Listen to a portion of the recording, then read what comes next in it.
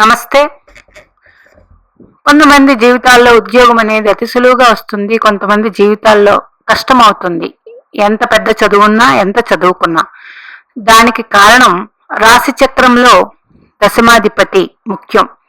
దశమాధిపతి అంటే లగ్నం నుండి 10వ భావం. మరి ఈ 10వ భావాధిపతి రాశి చక్రంలో ఎవరై ఉన్నారో, మేషం నుండి మీన లగ్నాల వారికి 10వ భావాధిపతి ఎవరెవరి లగ్నమో వారికి చూడండి. మేషం అయితే శని భగవానుడు దశమాధిపతి. ఇట్లాగా ప్రతి లగ్నానికి ఆయన నవాంశ చక్రంలో ఏ నవాంశ పొందారో చూడండి.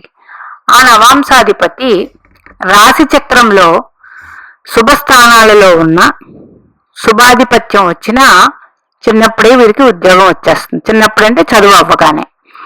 ఒకవేళ అలా రాకుంటే పాపస్థానాల్లో షష్ఠ అష్ట వ్యయస్థానాల్లో గాని ఉంటే అప్పుడు ఎంత చదువున్నా ఉద్యోగం రావడానికి ఇబ్బంది పడతారు.